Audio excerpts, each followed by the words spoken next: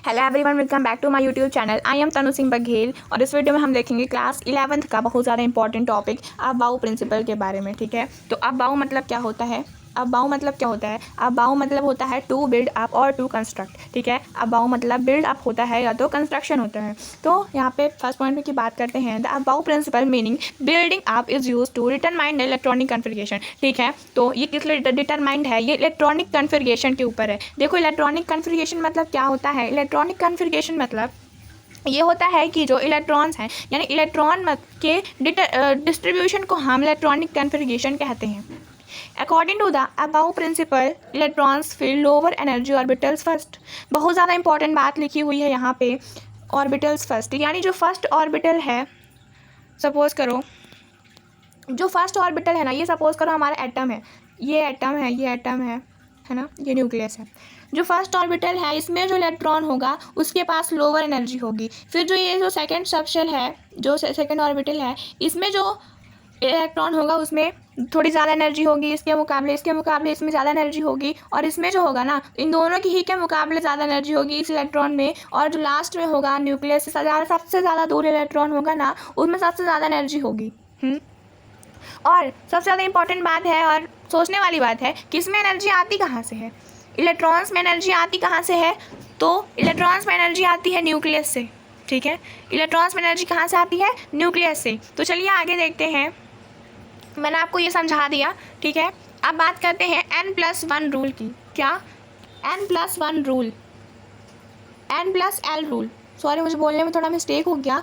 N+L rule, N+L rule ये कहता है कि हम सपोज करो कुछ लिखा हुआ है, कुछ इलेक्ट्रॉन्स लिखे हुए हैं 3s + 3p, 3s + 3p। ये N+L रूल ये कहता है कि हम इन दोनों को ये कंपेयर करके बता सकते हैं, इन दोनों को हम कंपेयर करके बता सकते हैं कि कौन सा एटम के ज़्यादा पास होगा और कौन सा एटम के ज़्यादा दूर होगा। इट मीन्स कौन से में एनर्जी ज़्यादा होगी और कौन से में एनर्जी कम होगी, हम N+L रूल से ये बता सकते हैं। तो चलिए देखते हैं N+L रूल कैसे करते हैं।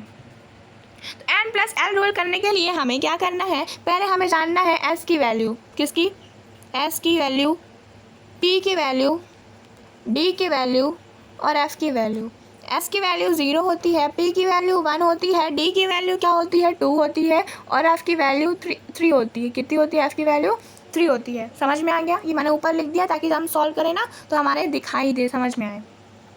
तो चलिए हम एक सॉल्व करते हैं। अभी मैंने एक एग्जाम्पल लिया था, एग्जाम्पल किसका था? 3s और 3p का। तो हमें पता करना है कि इन दोनों में से किस में ज़्यादा एनर्जी है। तो 3s and 3p, 3s and 3p, N+L। तो L की क्या वैल्यू होती है? L की क्या वैल्यू होती है? ये जो S की वैल्यू होगी ना वो L की वैल्यू होगी, इसमें जो P की वैल्यू होगी ना वो L की वैल्यू होगी। और N की वैल्यू कहाँ होगी? N की वैल्यू तो मैंने बताया ही नहीं। N की वैल्यू कहाँ होगी? ये जो नंबर दिखाई दे रहे हैं ना, 3s एंड 3p, ये N की वैल्यू है, यानी 3 इसमें क्या है? N की वैल्यू। इसमें 3 क्या है? N की वैल्यू। अगर मैं यहाँ पे लिखूँ 2s, तो 2 क्या है यहाँ पे? N की वैल्यू है। ठीक है, अगर ये मैं यहाँ पर लिखूँ फॉर एग्जाम्पल 4p लिखूँ, 4 क्या है यहाँ पे? N की वैल्यू है। समझ में आ गया? N की वैल्यू, L की वैल्यू, L की वैल्यू मैंने लिख दी। अगर S दिया हुआ है तो N की वैल्यू होगी 0, अगर P दिया हुआ है तो L की वैल्यू होगी 1, अगर D दिया हुआ है तो L की वैल्यू होगी 2 और अगर F दिया हुआ है तो L की वैल्यू होगी 3। ठीक है, तो 3 + S की वैल्यू क्या है, यानी L की वैल्यू क्या है? 0। तो 3 + 0 तो 3 एंड 3। P की वैल्यू क्या है? सॉरी,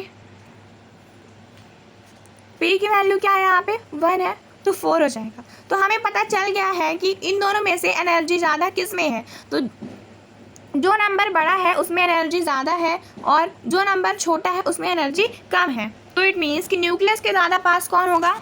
न्यूक्लियस के ज़्यादा पास कौन होगा? जिसके पास कम एनर्जी होगी, यानी 3 न्यूक्लियस के ज़्यादा पास है। हमें कह सकते हैं कि 3 न्यूक्लियस के ज़्यादा पास है और 4 न्यूक्लियस के दूर है। इससे एक बात और प्रूफ होती है, वो भी कौन सी? Energy is direct proportional to N+L, यानी N+L की वैल्यू जितनी ज़्यादा होगी उतनी ही ज़्यादा एनर्जी होगी और N+1 की वैल्यू जितनी कम होगी ना उतनी ही कम एनर्जी होगी। ठीक है, ये समझ में आ गया? हमने क्या पढ़ा अभी तक? हमने पढ़ा अबाउ प्रिंसिपल क्या स्टेटमेंट और उसके बारे में हमने समझा और N+L रूल देखा। अब हम देखते हैं इलेक्ट्रिक कन्फिग्रेशन कैसे निकालते हैं। तो चलिए देखते हैं।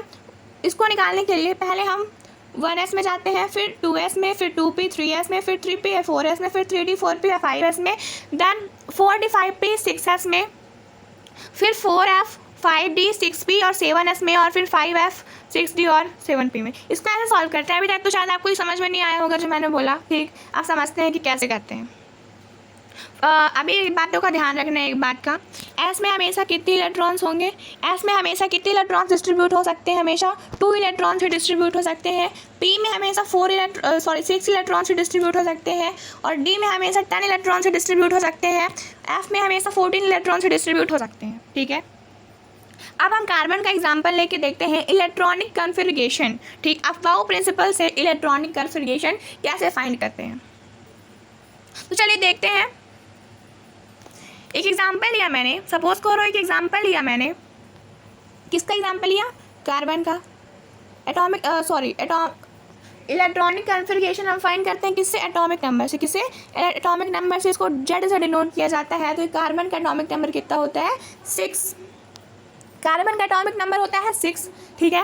अब क्या करना है हमें? हमको एटॉमिक नंबर पता है तो हम इलेक्ट्रॉनिक कन्फिग्रेशन या वैलेंसी के आयन हम आसानी से निकाल सकते हैं। हमें सिर्फ इलेक्ट्रॉनिक एटम की ही ज़रूरत है, नहीं एटॉमिक नंबर की ही ज़रूरत है। तो सी का एटॉमिक नंबर होता है 6। सी का एटॉमिक नंबर होता है 6। तो हम कैसे निकालेंगे इसका इलेक्ट्रॉनिक कन्फिग्रेशन? इलेक्ट्रॉनिक कन्फिग्रेशन के लिए हम लिखेंगे, पहले तो मैंने क्या बताया आपको, पहले हम 1s में जाएंगे। किसमें? 1s में। तो हम यहाँ पे लिखेंगे 1s, we will write here 1s। और एस में कितने इलेक्ट्रॉन्स ही जा सकते हैं? एस में हमेशा 2 इलेक्ट्रॉन्स ही जा सकते हैं। यहाँ पे लिखा एस में हमेशा 2 इलेक्ट्रॉन्स ही जा सकते हैं। तो 1s2 तो हमको कितने इलेक्ट्रॉन्स डिस्ट्रीब्यूट करना है? 6 इलेक्ट्रॉन्स। और हमने कितने इलेक्ट्रॉन्स डिस्ट्रीब्यूट किए अभी तक? 2 इलेक्ट्रॉन्स, है ना। अब आगे देखते हैं। अब हमें क्या करना है? 1s2 तो हमने कर लिया। अब हमको क्या करना है? 2s में जाना है। हमको किस में जाना है? 2s में जाना है। हालांकि ये जो टेबल दिखाई दे रही है ना, ये टेबल, ये आपको रटनी है तभी आपसे बनेगा, ये नहीं तो नहीं बनने वाला, ठीक है। अगर कोई कहे कि इसको भी ना पढ़े, तुम समझ लो, तुम इलेक्ट्रॉनिक कन्फिग्रेशन निकाल लो, तो नहीं निकाल सकते बेटा, क्योंकि ये नहीं बनने वाला है। हाँ, तो चलो बात करते हैं। 1s के बाद हम किस में जाएंगे? 2s में। किस में? 2s में। और s में हमें से कितने इलेक्ट्रॉन डिस्ट्रीब्यूट होते हैं? 2। हाँ, फिर 2s के बाद हम किस में जाएंगे? 2p में जाएंगे और फिर 3s में जाएंगे। हमेशा ऐसे पीछे से लेते हैं, ऐसे पीछे से हम इलेक्ट्रॉन्स को ऐसे डिस्ट्रीब्यूट करते हैं, ठीक। तो 2s के बाद हमेशा 2p में जाएंगे। तो 2s के बाद लिखेंगे 2p। p में कितने इलेक्ट्रॉन डिस्ट्रीब्यूट कर सकते हैं हम? ज़्यादा से ज़्यादा 6 इलेक्ट्रॉन डिस्ट्रीब्यूट कर सकते हैं। p में हमेशा हम 6 इलेक्ट्रॉन डिस्ट्रीब्यूट कर सकते हैं। तो हम इसमें कितने कर देंगे? 2 कर देंगे, क्योंकि हम 6 तो कर नहीं सकते भाई, क्योंकि इसमें 6 ही एटॉमिक नंबर्स होते हैं। इसमें 6 इलेक्ट्रॉन डिस्ट्रीब्यूट नहीं कर सकते। 2, 2, 4 और 5, 6 इलेक्ट्रॉन्स हो गए हैं। तो ये था हमारा electronic configuration by Aufbau's rule. Thank you so much for watching my video till the end.